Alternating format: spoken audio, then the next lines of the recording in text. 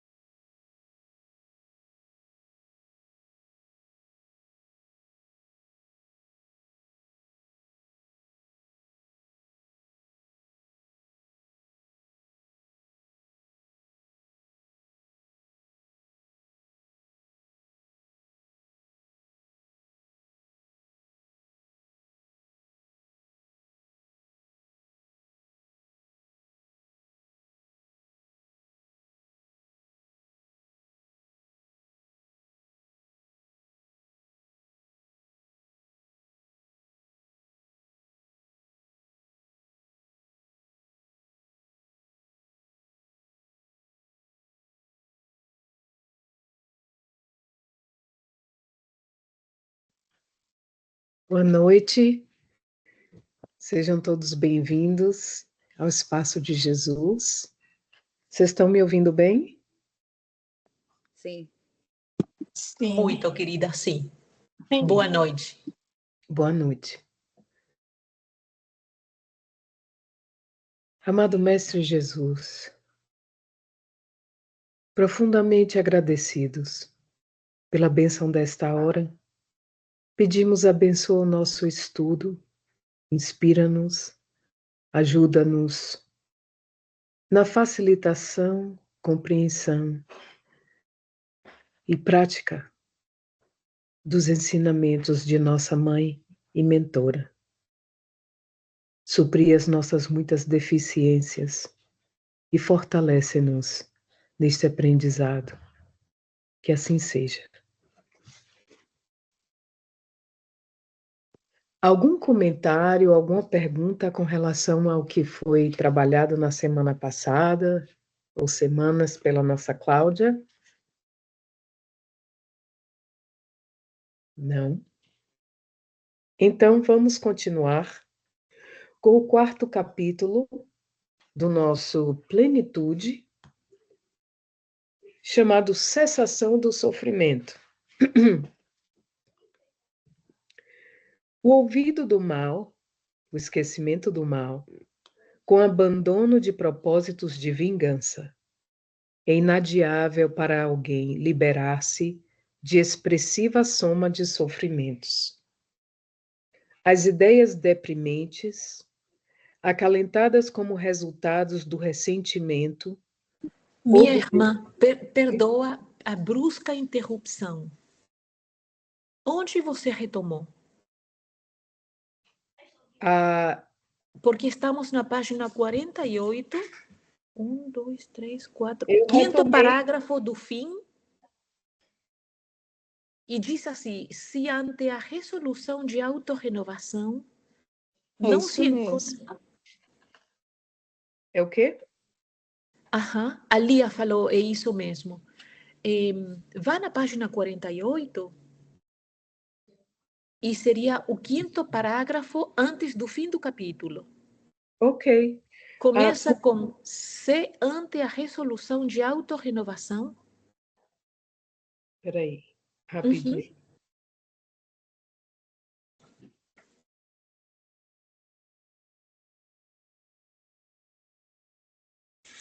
Ah, tá, porque essa foi a fotografia que você me mandou, desse parágrafo, do ouvido. Ok, vamos lá então.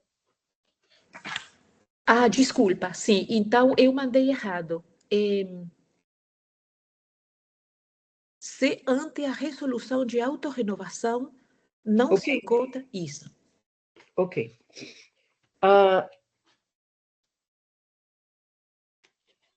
Ok, então. Eu vou começar de 2 parágrafos anteriores só para fazer um pouco mais de sentido, tá bem? O auto-perdão compreende a posição mental a respeito do erro e a satisfação íntima ante a possibilidade de interromper o curso dos males causados, como arrancar-lhes as raízes encravadas em que lhes padece a contrição.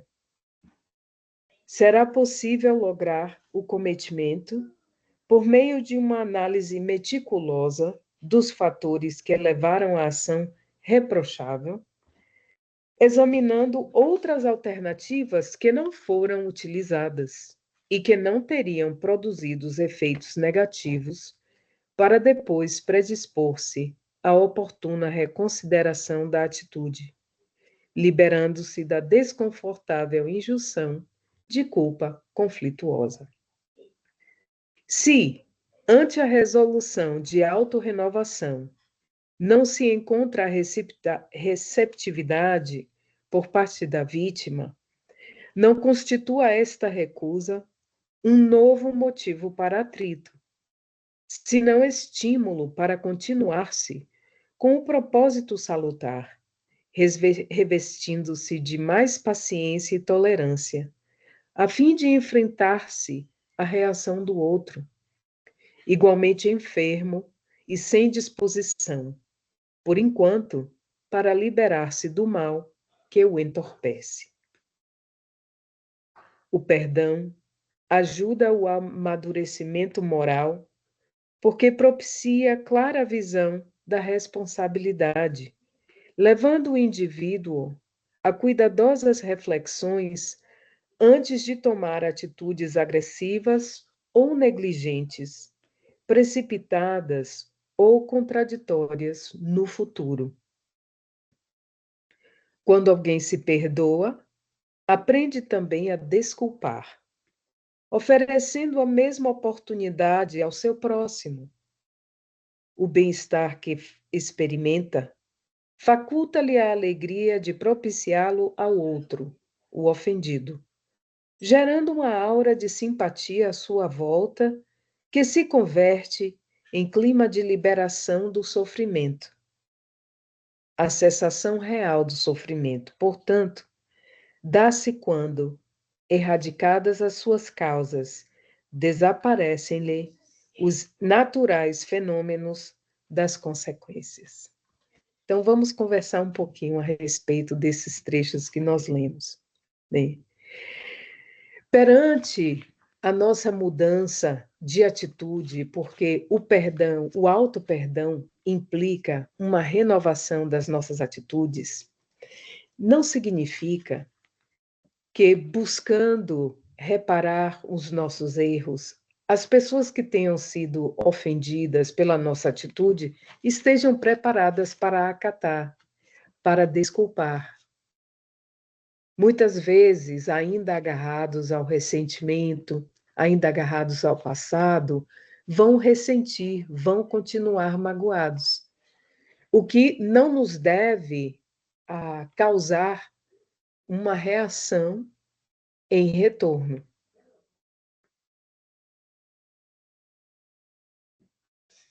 Mas a mentora nos convida que, se estamos realmente renovados, esta situação ela deve servir de estímulo para que estendamos ainda mais os nossos cabedais de paciência, de compaixão para com o nosso irmão, né? Revidar, a pessoa não está preparada para aceitar, para desculpar, não está preparada para aceitar a nossa renovação, nos faz uma indelicadeza, não devemos retornar da mesma maneira, né? Porque, no final de contas, eu tentei pedir desculpas, mas a pessoa não quer saber, então pronto. Isso acaba sendo uma manifestação de imaturidade emocional. Isso acaba sendo uma vertente do melindre, né? Então, é muito mais importante que nós estejamos conectados com os nossos princípios, com os nossos valores. Para onde é que nós queremos ir? Para onde vamos? Onde estamos, mas para onde vamos? Porque quando estivermos conectados com os nossos valores, o nosso norte, o nosso GPS, o que a gente sente, o conforto ou desconforto, ele importa bem menos, porque estamos comprometidos com a autorreforma, né?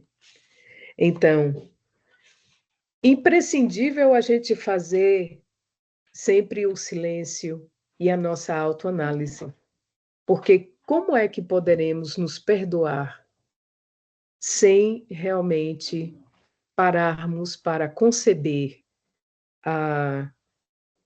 onde foi que nós caímos, o que nos propeliu a essa queda, como poderia ter feito diferente, né? Buscar respostas para essas perguntas é essencial. Então, é um processo de autoacolhimento, é um processo de autoamor, e só vai nos levar a um amadurecimento psicológico, né? Como ela fala aqui, propicia uma clara visão da responsabilidade. Essa palavra aqui é tão complexa para muitos, né? E que acaba por afugentar muita gente do espiritismo. Porque tudo se resume, muito da nossa da nossa paz de espírito está resumida nesta palavra, que é responsabilidade. Não existe liberdade sem responsabilidade. Então, levando-nos a cuidadosas reflexões antes de tomar atitudes agressivas ou negligentes. Então, vamos fazer um parêntese aqui, só para destrinchar essa última frase da nossa mentora. Aqui nós não teremos um mapa, eu não tenho como fazer um desenho, mas as áreas do cérebro que compreendem as áreas que mexem bem com as emoções, elas estão numa posição no nosso cérebro um tanto centrais e um pouco rebaixadas, né? Se a gente penetrasse, né, com um laser entre as sobrancelhas, né, mais ou menos onde a gente tem um pouco mais acima das sobrancelhas, onde as pessoas marcam o terceiro olho, se a gente penetrasse, né, até o centro, acima das orelhas, se penetrássemos com um laser, 2 lasers que se interconectam, essa área é a área onde se manifesta a emoção, onde se dão todos os processos bioquímicos da parte emocional. Essa parte, ela não pensa, ela percebe e ela sente. A parte que realmente pensa, que distingue, que discerne, que analisa, esta é a parte. É o neocórtex, é o córtex pré-frontal. Essa é a parte mais nova do nosso sistema nervoso central. Então, nós precisamos cuidar que essas duas áreas conversem. Mas tudo na natureza precisa de estímulo. Daí que a doutrina espírita está sempre nos convidando. Conhece-te a ti mesmo. Cuidemos da reforma íntima. É preciso fazer silêncio. É preciso refletir. Por quê? Porque esse ato de estudo, de silêncio, de oração, de reflexão, ele tem infinitos benefícios para a nossa vida, dentro e fora do corpo. Mas imediatamente dentro do corpo, o que é que isso vai nos ocasionar? Isso vai nos ocasionar um estímulo entre as conexões neurais entre a zona que pensa e a zona que sente. E quanto mais a gente exercita, a gente faz silêncio, a gente escuta, mais do que fala, isso tem 2 efeitos imediatos. Eles têm um efeito de diminuir os decibéis ou as rotações por minutos da área emocional, que ela é, vamos dizer, entre aspas, anencéfala. Ela vai só captar, trazer memórias, levantar poeira de dentro, reagir a estímulos exteriores sem qualquer critério de análise. Sim. Então, no momento em que a gente começa a estimular as conexões, a gente diminui um pouco os decibéis nessa área. A gente começa a distinguir as vozes que se levantam de dentro de nós nessa área. A gente não fica tão à mercê dos fenômenos de ressonância. E nós temos aí preciosos segundos de serenidade que vão nos permitir... Não, peraí. Não, você precisa se regular emocionalmente. Você está muito exaltado, está muito excitado, está muito rebelde. As emoções estão saindo um pouco, né? Estão excitadas demais, tanto para a euforia quanto para, né, as emoções mais deprimentes. Então, é imprescindível abrir esses espaços de silêncio para que a gente possa fazer todo esse processo que a nossa mentora fala. Porque na hora H, se estamos nos torturando pela culpa, se não temos um diálogo conosco mesmos, se não temos a necessária presença mental e emocional, se não estivermos no presente, se estivermos vivendo no passado, remoendo aquilo que a gente fez, envergonhados, numa situação de auto-julgamento, não vamos conseguir responder com amor, nem para conosco, nem para com aquele que nos parece, no momento, um oponente, ou nos enxerga como tal. Né? Então, tudo isso que a gente está conversando aqui está na base de amai ao próximo como a ti mesmo e amai aos vossos inimigos. Perguntas, comentários?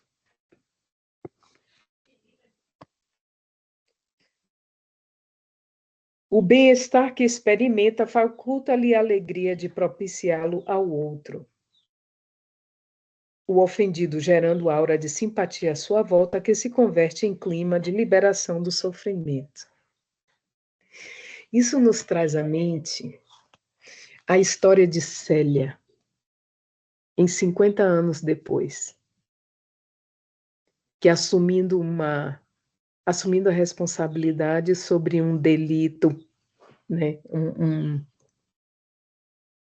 suposto delito, que foi, na verdade, uma encenação para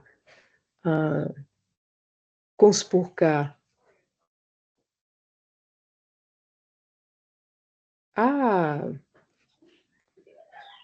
a pessoa da sua mãe, né? A sua mãe tinha sido... Fizeram uma armação para acusar a sua mãe de uma traição, de ter parido uma criança de uma relação infiel, que não era verdadeira. Era tudo uma armação. E Célia se sacrificou, abraçou essa criança e se sacrificou e fingiu que o processo era dela, para que a mãe não fosse imputada. Ela foi escorraçada da sua família e foi para longe. Caminhou e, guiada pelos espíritos, pelos amigos, ela acabou chegando à casa de um companheiro que era cristão e lhe recomendou, e ela acabou indo para o norte da África. Ela se passou por um rapaz para poder ser aceita no monastério de onde vinha esse seu amigo já idoso, que acabou falecendo.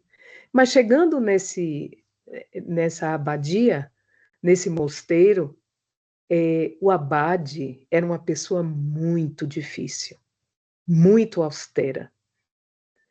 E ele antipatizou Célia, que então era um companheiro, me esqueço agora o nome, ela escondeu a sua identidade durante muitos anos, mas ele foi tão difícil, e ela procurava sempre responder com humildade, sempre responder com humildade, e acabou por conquistar a sua amizade, acabou por... aquela sua gentileza, aquela sua doçura, aquela sua compaixão, aquele seu amor pelo Evangelho, contaminava todas as pessoas em derredor. Todos os monges tinham um carinho especial por esse irmão e acabou por conquistar o abade, que era uma pessoa que basicamente transformava a vida do mosteiro no inferno, porque ele era muito, muito intransigente e muito difícil. Então, a partir de todo esse trabalho, então, operamos na raiz das causas do sofrimento. Sim. E só assim a gente logra a cessação dele. Não adianta sair pelas fugas psicológicas, não adianta a gente espernear, não adianta também se entregar às emoções deprimentes, como a nossa mãe discutiu em parágrafos anteriores. Precisamos ter a coragem, precisamos abrir o espaço para nos perdoar, perdoar aos demais e seguir adiante, extirpando as causas do nosso sofrimento. E aqui chegamos ao final do nosso quarto capítulo e vamos iniciar o quinto. Alguém tem algum comentário ou alguma pergunta? Não? Então vamos lá. Pergunta 132 do Livro dos Espíritos. Qual o objetivo da encarnação dos espíritos? Deus lhes impõe a encarnação com o fim de fazê-los chegar à perfeição. Para uns, é expiação, para outros, missão. Mas, para alcançarem essa perfeição, têm de sofrer todas as vicissitudes da existência corporal. Nisso é que está a expiação. Visa ainda a outro fim a encarnação, o de pôr o espírito em condições de suportar a parte que lhe toca na obra da criação.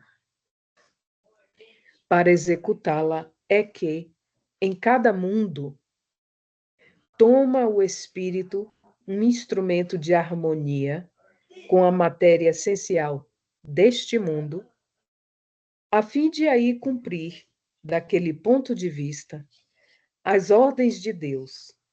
É assim que, concorrendo para a obra geral, ele próprio se adianta. Eu amo a resposta a essa pergunta, porque ela é tão bem talhada, ela é um primor de resposta. Vamos destrinchá-la em breve, mas eu preciso me ausentar só um segundinho. Estão fazendo um pouco de barulho demais aqui, peraí.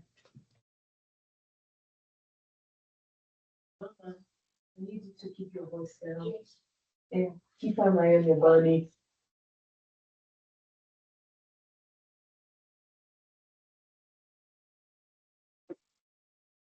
Perdão.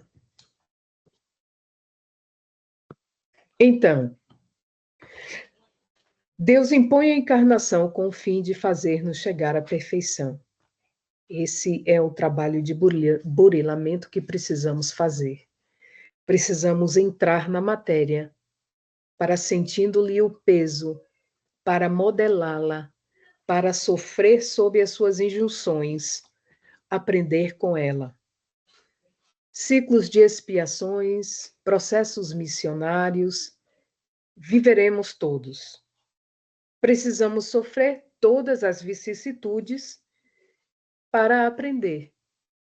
É doloroso, é difícil, é um processo, mas estamos fadados à felicidade. Então, não existem dúvidas a respeito de onde esse caminho vai nos levar, né? O que já é um grande consolo. Já sustenta a nossa esperança. Visa ainda outro fim, pôr o espírito em condições de suportar a parte que lhe toca na obra da criação. Ou seja, como é que nós vamos ser co-criadores, trabalhadores de uma oficina, e não vamos compreender os processos que estão envolvidos, os produtos que ela fabrica, a forma como são fabricados, quais os seus clientes, quais as matérias-primas, as flutuações, né, naturais do processo de produção, do processo de distribuição. Se fosse um negócio terrestre, né, estamos chegando para administrar uma empresa, precisamos entender como é que ela funciona. Precisamos entender, para gerenciar qualquer coisa, a gente precisa entender as condições em que aquilo funciona, né?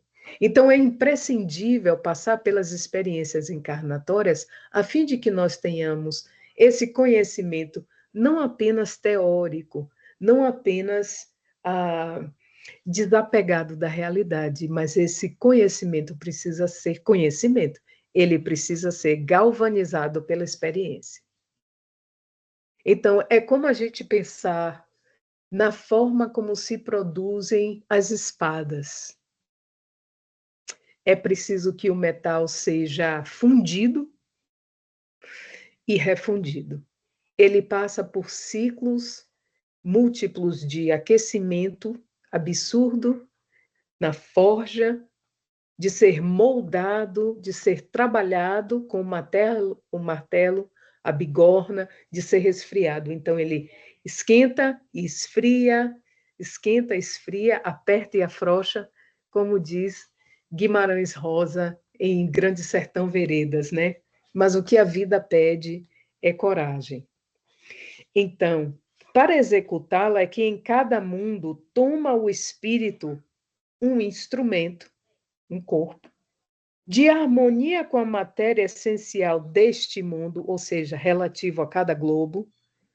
Os corpos são, né, pertinentes a cada globo, a natureza da matéria de cada globo.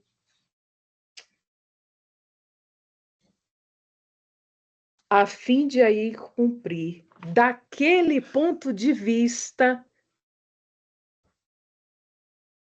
Então, é lindo como ele vai elencando as propostas relativas.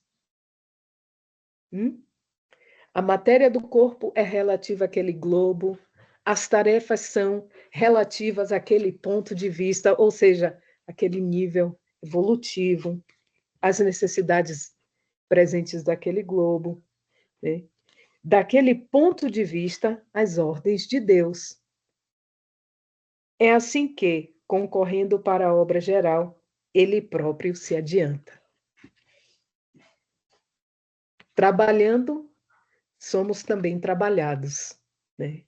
É como no capítulo anterior, no terceiro capítulo, ela finaliza dizendo que é a dor que acaba nos trazendo de volta ao amor.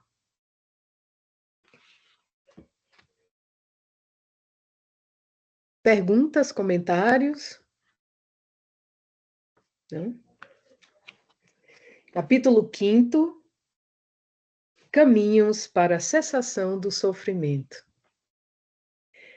Considerando-se que os sofrimentos são causados pelos desconcertos do espírito, que desarmonizam o fluxo de energia, permitindo a instalação das enfermidades físicas, mentais e morais. A forma eficaz para que cessem deve atingir o seu fulcro gerador. Se não atinge o fulcro, né, o centro, a raiz de onde aquilo está partindo, não vai cessar o sofrimento, é só um paliativo. Graças a que será interrompida a onda perturbadora, ou seja, desconcertos do espírito natural, do seu processo evolutivo, do largo processo de amadurecimento psicológico pelo qual todos nós passamos. Esses desconcertos vão gerar uma desarmonização, um desequilíbrio do fluxo de energia, gerando enfermidades, gerando implicações que são físicas, psíquicas e morais. Então, a forma eficaz é a gente atingir o fluxo. Qual foi o primeiro elemento? O primeiro elemento, desconcertos do espírito. Então, fazendo esse movimento, buscando as causas, remontando as causas, aí sim poderemos fazer o sofrimento cessar. Vamos aos poucos desparafusando as engrenagens que geram esses desconcertos, né?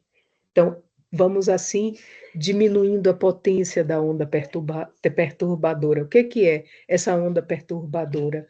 Esses desconcertos, essa ignorância que sai atropelando as coisas pela frente, metendo os pés pelas mãos, a imaturidade emocional criando todo tipo de embaraços e problemas. Na mente lúcida, surgirá então a tranquilidade, encarregada de produzir a saúde, que se irradiará por todo o organismo, produzindo o equilíbrio. Assim, os caminhos constituirão o seu remédio eficiente. Gente, é quase como a gente, ao ler essas palavras, o que me vem à mente é o que se faz aqui durante a Páscoa.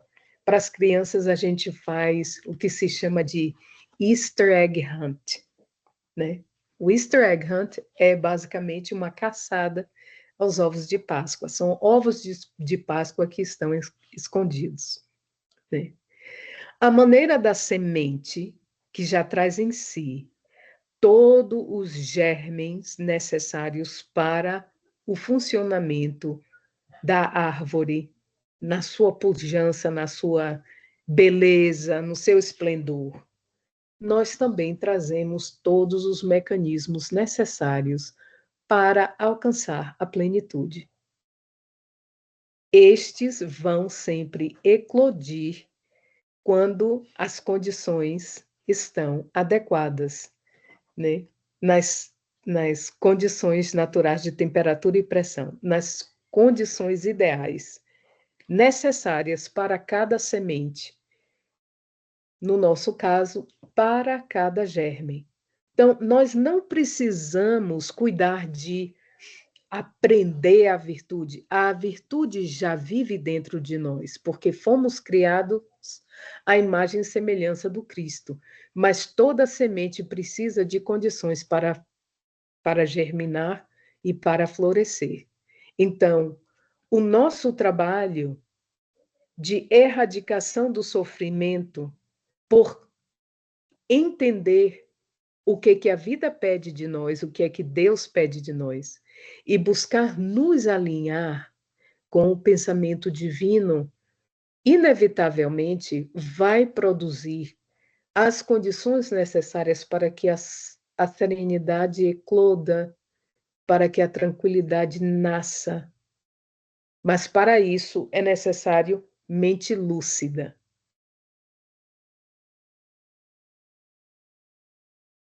Uma mente lúcida é uma mente que já conquistou um certo amadurecimento psicológico.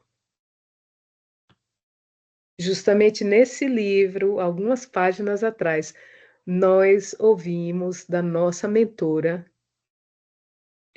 a primeira expressão de lucidez e equilíbrio da criatura, a primeira demonstração de lucidez e equilíbrio da criatura é o contentamento perante tudo quanto a vida lhe oferece. Então, a cessação do sofrimento está inevitavelmente ligada a essa habilidade de ter esse contentamento perante tudo que nos acontece. Então, necessário cuidar de ir no fulcro da ação e não nos permitirmos. As emoções de cunho negativo, elas estão explicadas pelas circunstâncias, mas elas não são justificáveis de manutenção. Não podemos justificar a nossa insatisfação. Não podemos justificar, porque toda vez que nós buscarmos justificar um sentimento negativo, nós estaremos racionalizando certos processos enfermiços, ao invés de entrar pelo caminho que vai nos levar à mente lúcida. Deu para compreender? Eu fiz muito enrolado aí. Deu, querida, muito bem. Tá ok, obrigado. Assim, os caminhos constituirão o seu remédio eficiente. Eu amo essa frase. Esse parágrafo todo dela é de uma poesia encantadora. Os caminhos constituirão o seu remédio eficiente. A gente não precisa ficar procurando chifre em cabeça de cavalo, nem procurar o sexo dos anjos, nem ficar elucubrando. As informações já estão todas aqui. E o caminho a ser trilhado já está disposto. é só trilhar. Enquanto não houver uma consciência de saúde real, o ser transitará de um para outro sofrimento. Há pessoas que, embora sem conhecimento das regras que promovem a harmonia íntima, gozam de saúde, apresentando-se bem dispostas e fortes. São esses, no entanto, fenômenos automáticos do organismo, que se contaminará ou não durante a existência, de acordo com a conduta moral e mental que se lhes imprima, permanecendo ou não saudáveis. O que é que isso quer dizer? Primeiro, o sistema orgânico, ele tem certas qualidades que são inerentes da sua organização. Ele pode funcionar num estado de saúde, mesmo sem certo conhecimento? Pode, mas isso é só uma questão de tempo. Porque o indivíduo, inevitavelmente, no seu processo, vai cometer certos erros, vai entrar em certos desconcertos, como a nossa mãe fala, né? A depender da extensão desses desconcertos, vamos ter aí uma desarmonização da saúde. Isso vai depender segundo o grau do desconcerto. Mas não é porque uma pessoa está forte, robusto, sem qualquer problema, que vai continuar assim. Por quê? Porque todo o sistema trabalha para nos encaminhar para Deus, para nos ensinar certas lições. E a cada passo estamos elegendo que energias com que sintonizar e que elementos vai constar no caminho que vai nos levar à plenitude. Que pedras, que pedregulhos, que desvios, que situações vamos colocar. Mas de si só, os elementos naturais têm condição de trabalhar dentro de um processo de homeostase. Porque Deus cria nessa natureza maravilhosa tudo muito bem criado. Ok? Mas acontece que, sendo um sistema habitado por uma mente humana, inevitavelmente, essa saúde, ela vai ser impactada por esta mente, o que ela produz e as decisões que toma. Então, para que esse quantum de saúde seja mantido, é imprescindível ter uma consciência de saúde e um alinhamento moral condizente.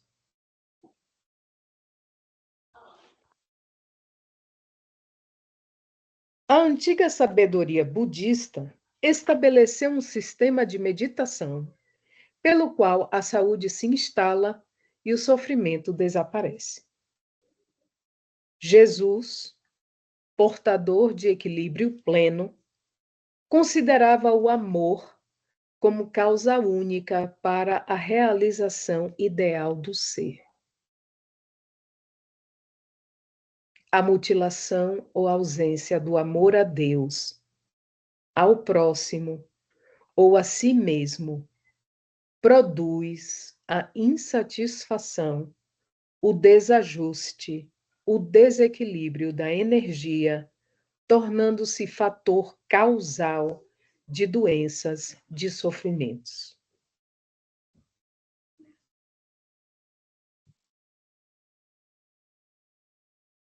Vou ler de novo. Jesus, portador de equilíbrio pleno, considerava o amor como a causa única para a realização ideal do ser.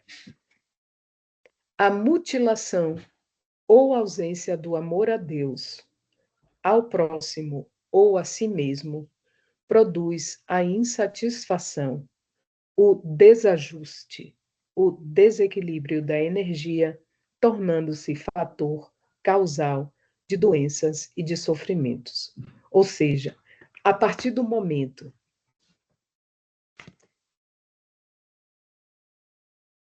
que ainda não desenvolvemos esse sentimento do amor, além daquela expressão mais primitiva. Ou que ele se apresenta de uma forma mutilada,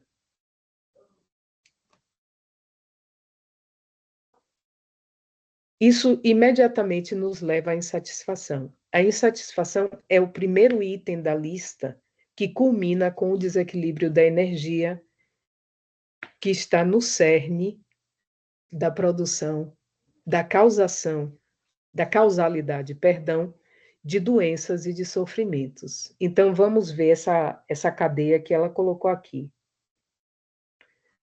Insatisfação, desajuste, desequilíbrio da energia.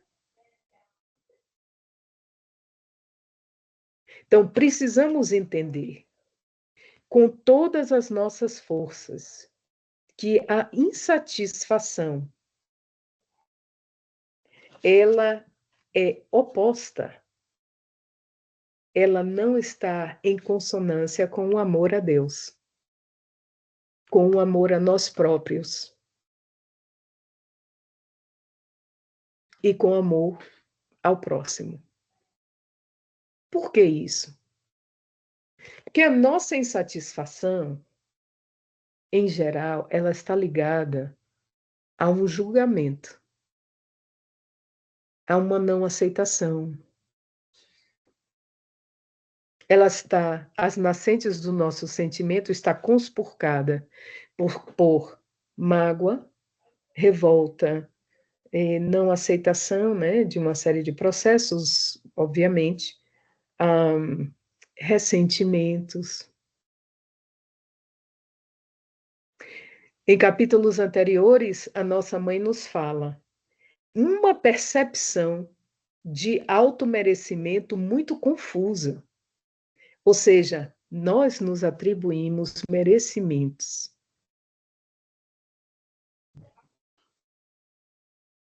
Nós nos atribuímos certos merecimentos que ainda não estão dentro dos cabedais que realmente merecemos, porque a gente só colhe o que a gente planta.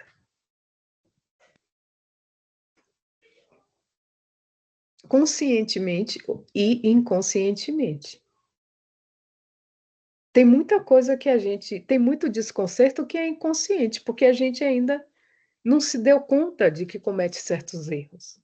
Nós ainda temos muitos pontos obscuros, né? Aqui o que a gente chama no trânsito de blind spot, que é um ponto cego. A gente está com os espelhos, mas está o carro numa posição em que naquele ângulo, a gente não consegue ver. Então, temos muito disso ainda, né? Então, inevitável que com tantas como é que se diz? A palavra que está me vindo é anfractuosidades, mas essa não é uma palavra boa. Arestas? Com tantas arestas, essa era a palavra que eu buscava. Eu me lembrava da fortaleza do Superman. Tá dentro da família. Não é? Cheia de arestas no gelo. É. E aquelas, né? Então, é inevitável que a forma como nós compreendemos as manifestações divinas, as relações interpessoais vão estar conspurcadas por todas essas arestas. Então, por que é importante a gente saber disso? Para a gente simplesmente não dar licença e aval. É claro, é preciso reconhecer que a gente está sentindo aquilo e trabalhar reconhecendo que a gente está ressentido, buscar o que nossa mãe, o que nossa mentora Joana de Ângeles fala sobre o ressentimento, o que o Emmanuel fala sobre o ressentimento, o que o Evangelho fala sobre o ressentimento, e não justificar. Então, o nosso processo de insatisfação, ele decorre de um ofuscamento que nós temos a respeito de nós mesmos, porque achamos que merecemos A e B, quando, na verdade, a experiência, ela ela é arquitetada, esculpida, ela resulta das nossas escolhas. Então, a nossa desconexão com o presente e o nosso desconhecimento da lei de causa e efeito, paralelos a esse ofuscamento, são causas dessa insatisfação.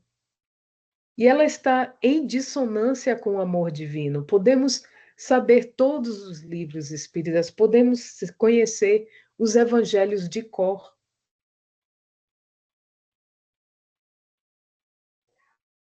Então, é imprescindível que nós entendamos, quando a gente ama, a gente cuida. Quando a gente ama, a gente quer felicitar, a gente quer cuidar, a gente quer proteger, a gente quer acolher, a gente quer ajudar. Todos esses verbos, né, são conjugados. Então, com relação a Deus, com relação a nós, com relação ao próximo. Os verbos que nós temos que nos esforçar para conjugar, eles são todos verbos que cabem na natureza, no sentido de ajuda, no sentido de sustentação da energia vital, no sentido de fraternização e de confraternização, né? Então, a nossa insatisfação, ela é irmã gêmea da nossa ingratidão. E ela demonstra uma grande imaturidade da nossa parte. Cláudia sempre dá risada disso, mas eu abracei para mim, tenho feito um exercício insano, que é um ditado que a gente tem na Bahia, possivelmente em outros lugares do Brasil também. Se caiu na rede é peixe. Significando, o que cair na rede a gente tem que tratar, a gente tem que levar para casa, tratar e digerir. A gente tem que resolver. Caiu na rede, a gente aceita que está na rede, não é qualificar se é bom, se é ruim, se é uma delícia, se é amargo, se é horrível. A gente não precisa ficar procurando chifre em cabeça de cavalo. Caiu na rede, precisa ser cuidado, precisa ser tratado, precisa ser acolhido e precisa ser lidado. Pronto. Estamos aqui para trabalhar e servir. Então, se o nosso foco for direcionado nesse ponto, nós vamos ter um aproveitamento melhor da experiência e, consequentemente, uma melhor saúde. Perguntas, comentários?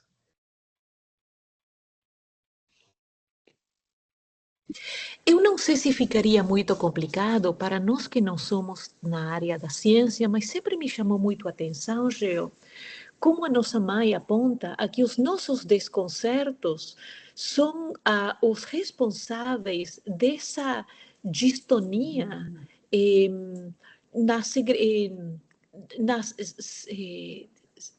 secretion, como se diz? Das secreções? Nas secreções, obrigada, dos nossos neurotransmissores, né? Que você me explicou há um tempo atrás que o sistema do cérebro é eletroquímico, né? Então, tem esse aspecto químico que nós já estamos mais familiarizados hoje, como a dopamina, a serotonina, a norepinefrina e etc. e tal, cada um causando bem-estar ou mal-estar, se é muito, se é pouco. E também o fluxo eletrônico, para que esses neurônios possam secretar ou possam expelir. Então, enquanto a gente não esteja alinhado com a lei divina, né, que a alma esteja em contra de si própria através das nossas ações e prioridades e maneira de viver incorreta, nós mesmos estamos causando o nosso próprio sofrimento. Depressão, sentimentos de solidão, eu não valho nada, Deus está na minha contra, nada dá certo comigo, e aquelas coisas que têm muito a ver com essas secreções químicas. Poderias explicar um pouco, bastante melhor, um pouco isso? Ah, sim, eu vou tentar.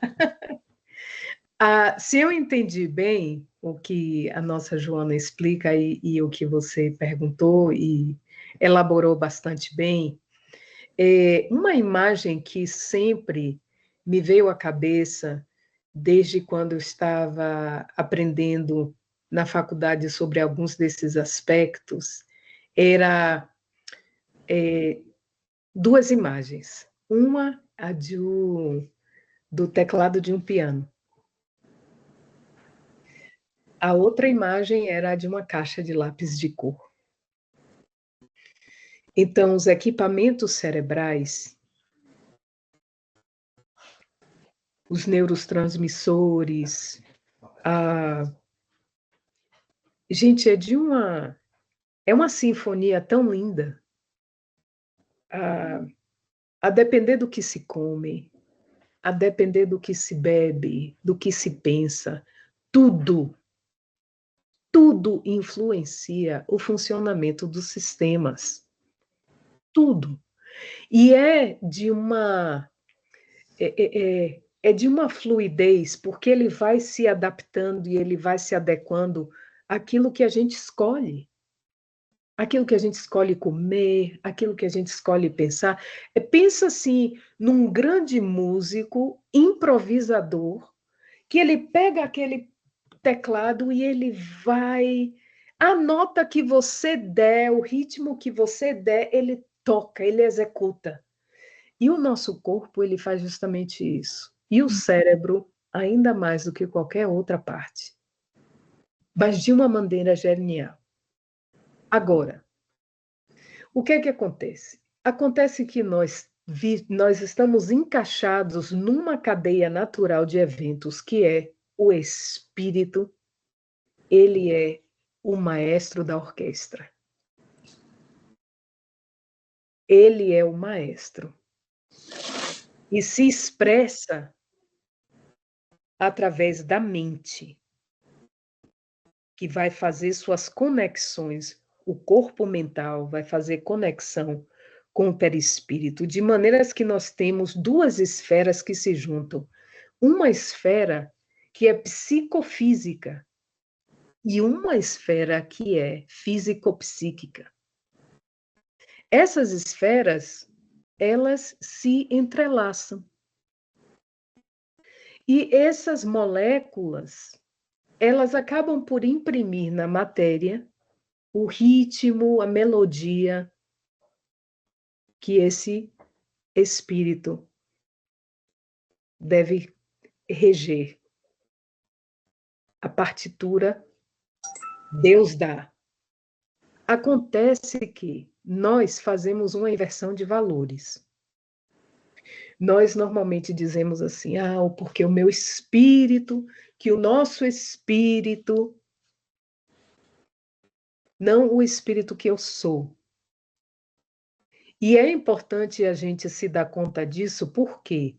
Porque o espírito, ele não é maestro de regente, ele não é regente nem maestro de orquestra nenhuma, se ele é aquilo que é possuído.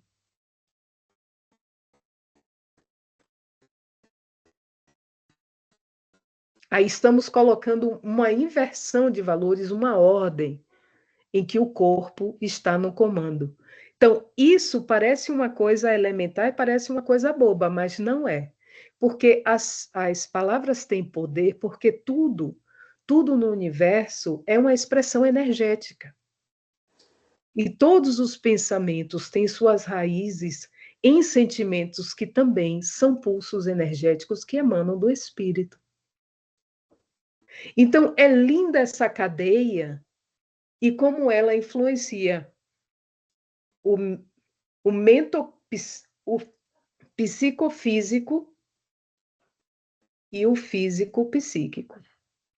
Elas vão, é o yin e yang, elas vão se entremear e elas vão se complementar e elas vão se estimular uma outra, mas o chefe é o espírito. Daí que é muito importante a gente digerir esse parágrafo.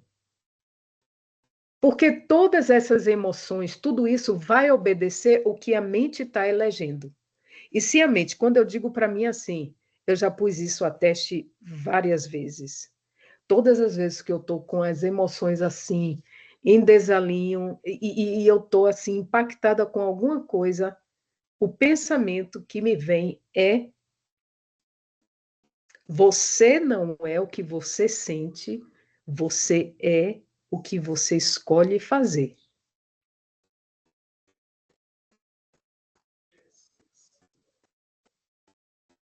Ai, quais são os meus princípios? O que é, para onde é que eu vou? Quais são os meus princípios? Como é que eu preciso me comportar aqui? Não interessa se é gostoso, se não é gostoso, se é bom, se é ruim, se está frio, se está calor. É o que precisa ser feito. Se é legal, se não é, se é entertaining, se nada disso. Onde esse alinhamento é fundamental, porque a gente aí coloca a ordem. O maestro, ele sobe, ele está com a batuta e ele vai reger a sua partitura. Então, o corpo, ele pode estar destrambelhado, sentindo todo tipo de coisas por conta de uma situação. Gente, é um inconsciente são arquivos vastíssimos e vão ressoar com um montão de coisa e produzir emoções perturbadoras. Mas para onde é que eu quero ir? Porque o contrato a gente assina com o comportamento, com a atitude, né? Então, esses químicozinhos, eles vão fazer a manifestação desses processos mentais na matéria. Mas se a gente não bota o maestro lá com a batuta na mão, regendo a orquestra, o que que acontece? Os químicos, eles vão estar à mercê de tudo que é onda, de tudo que é nuvem, que se levanta com os estímulos internos e externos. Então aí a gente fica à mercê da correnteza. É fazer a casa na areia ou fazer a casa na rocha, né? Daí que o mentor em Missionários da Luz diz: precisamos tomar posse da nossa vida eterna.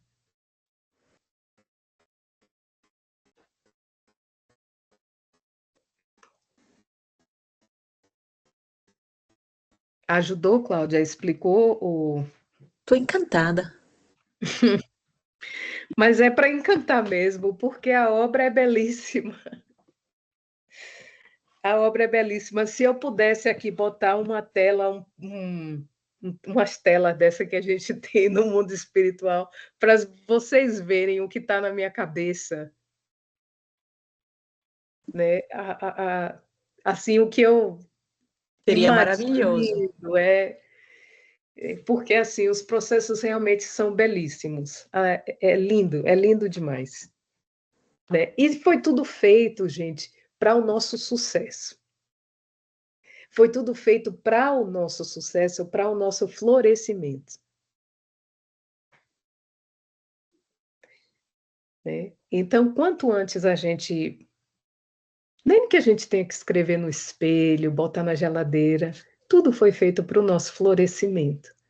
O nosso florescimento em amor a Deus e ao próximo como a nós mesmos. Então, aí a gente vai. Tem muito lixo para tratar, tem muita coisa para dissolver, tem. Mas o negócio é a gente começar e botar a mão na massa segundo essa consigna. Aí E a gente. graças a Deus já entendemos que viver o evangelho resolve tudo, né? É, é. E aí a gente vai, né, debulhando esse entendimento, porque ele vai, a nossa compreensão dele vai se aprofundando, né? O que é compreender o evangelho, ele vai evoluindo conforme a gente vai descortinando novos horizontes, né?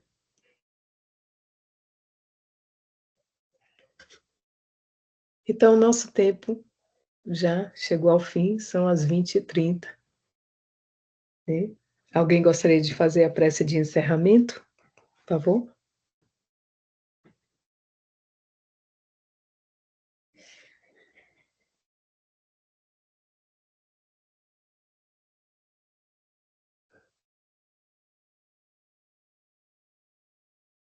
Senhor, queremos agradecer por essa oportunidade, por esse tempo que passamos junto, aprendendo um pouco mais das mensagens mandadas pelo mundo espiritual.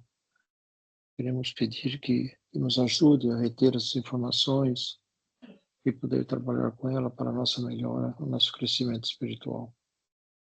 Queremos agradecer ao mundo espiritual, os espíritos guias de cada um, os mentores desse grupo e a todos mais que estão com a gente. Queremos pedir permissão para encerrar essa aula de hoje, desejar a todos feliz fim de dia, um bom descanso. Que assim seja. Que assim seja. Que assim seja. Muito obrigada, queridos. Boa noite a todos, meus queridos. Obrigado, Jorge. Viu, Obrigado a todos. manda fotinho para mim que eu estava escutando, ouvindo que você falava, descansando os olhos um pouco. Certo, tá bom. Por favor, obrigada. Obrigada, Jorge. Obrigada, queridos. Uma boa Boa noite noite. a todos. Boa semana. Boa semana.